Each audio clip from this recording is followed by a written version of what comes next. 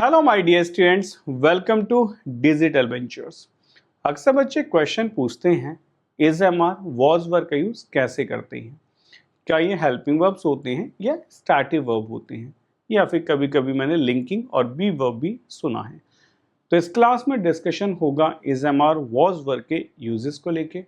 Discuss करते हैं कैसे हम उन्हें पहचानते हैं और लिंकिंग वर्ब्स स्टैटिव वर्ब्स क्या होती हैं। तो शुरू करते हैं। वर्ब टॉपिक होगा आपका इस क्लास में और कॉन्सेप्ट होगा लिंकिंग और stative verbs. Are you ready?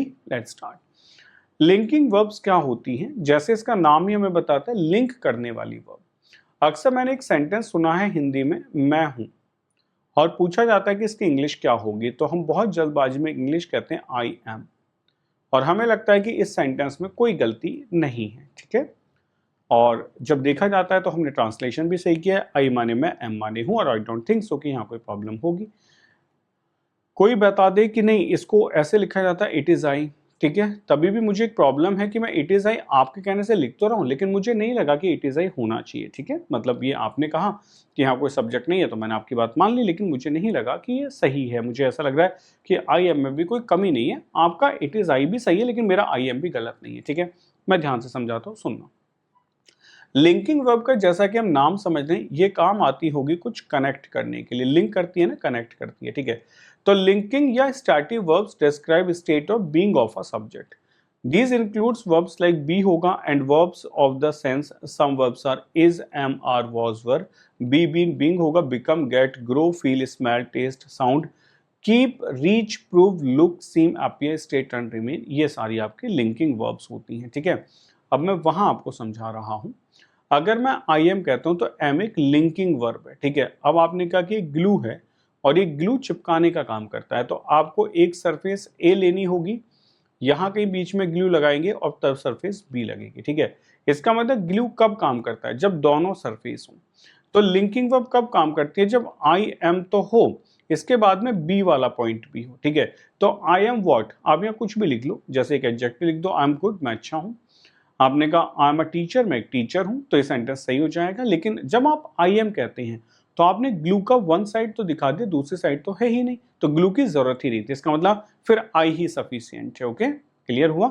ये कॉन्सेप्ट था। तो आज के बाद कभी भी मैं हूं को आई एम मत कहना, इट इज आई होगा।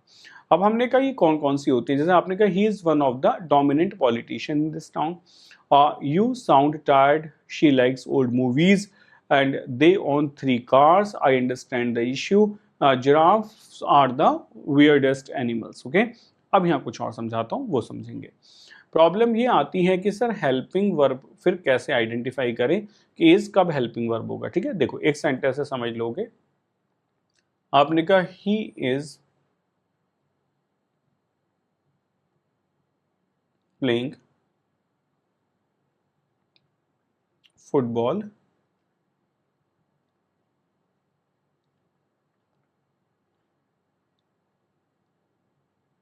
this letter is written by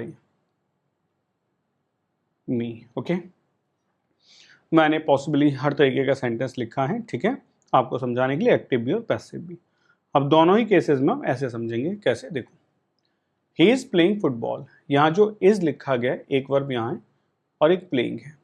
यहाँ देखते हैं तो एक इज है और एक रिटन है। ठीक है, ऐसे केसेस में जब दो वर्ब होती हैं तो एक वर्ब को हम हेल्पिंग वर्ब कहते हैं और दूसरी वर्ब को हम मेन वर्ब कहते हैं। ठीक है, ऐसे यहाँ ये आपकी हेल्पिंग वर्ब होगी और ये आपकी मेन वर्ब होगी। आई होप क्लियर है, एक हेल्पिंग वर्ब होगी और एक आपकी मेन वर्ब होगी। तो यहाँ से हमें समझ आता है कि जो हेल्पिंग वर्ब होती है ना, वो तभी आ सकती है सेंटेंस में when there is the combination of two sentences. इसको हम बहुत प्रैक्टिकली ऐसे समझो। मैंने कहा ये हमारे देश की सहायक सेनाएं हैं। इसका मतलब अगर ये हमारे देश की सहायक सेनाएं हैं तो हमारे देश के अंदर मुख्य सेनाएं भी हैं। तभी तो सहायक होगा, जब सहायक होगा तभी मुख्य होगा। मतलब मुख्य पहले होगा, सहायक बाद में होगा। ऐसा नहीं हो सकता कि सहायक पहले प्राइमरी हो जाए, मुख्य सेकेंडरी हो जाए। ठीक है, ऐसे ही आपके सेंटेंस में मेन वर्ब का होना बहुत जरूरी है। हेल्पिंग वर्ब हो भी सकती है और नहीं भी हो सकती है। अगर हेल्पिंग वर्ब होगी तो वो तभी होगी जब पहले से एक मेन वर्ब लगी हुई हो। तो अब तो कोई प्रॉब्लम नहीं है। अगर आपको ये कहना पड़ जाए कि ही इज अ डॉक्टर, अगर आपको ये कहना पड़ जाए ही इज अ डॉक्टर, तो आप कहेंगे कि इस सेंटेंस में इज अकेला है, और अगर अकेला है तो ये तो बेटा मेन वर्ब हो गया, और अगर ये मेन वर्ब है तो कौन सा वर्ब है, ये आपका लिंकिंग वर्ब होगा। ठीक है, तो आप देखेंगे there is nothing like main verb. Main verb कुछ नहीं होता है, वो एक फाइनाइट और नॉन फाइनाइट में डिसाइड हो जाता है। तो अगर टाइम बताता है तो फाइनाइट होगा, और नहीं बताता है तो नॉन फाइनाइट होगा। तो इस तरीके से आप लिंकिंग वर्ब को आइडेंटिफाई कर सकते हैं। क्लियर हुआ? एक छोटी सी बात और मैं आपको बता दूं, ये जो लिंकिंग वर्ब होती है ना, ये बेटे स्टेट को शो करती है। ठीक है, और यहां अगर ये स्टेट को शो करती हैं तो आप ये लिख सकते हैं कि they are qualified by an adjective not by an adverb. एक ही है बच्चों कि जितने भी आपकी ये फाइनाइट वर्ब, ये सॉरी क्या कहते हैं बेटा, लिंकिंग वर्ब्स या स्टैटिव वर्ब्स होती हैं, they are qualified by an adjective not by an adverb. इनको एडजेक्टिव क्वालिफाई करते हैं। हम क्या कहते हैं कि वर्ब को कौन क्वालिफाइड करता है, एडवर्ब, लेकिन स्टैटिव वर्ब्स को कौन क्वालिफाई करता है, एडजेक्टिव। जैसे आप देखो, आप ये लिखते हो ना, ही लुक्स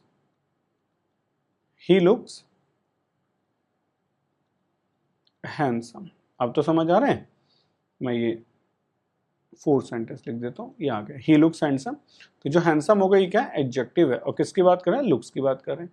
लेकिन आप देखो 5th सेंटेंस लिख देते हैं, ही वर्क्स, ये भी वर्ब है ना, लेकिन ये स्टैटिव नहीं है, तो आपको लिखना होगा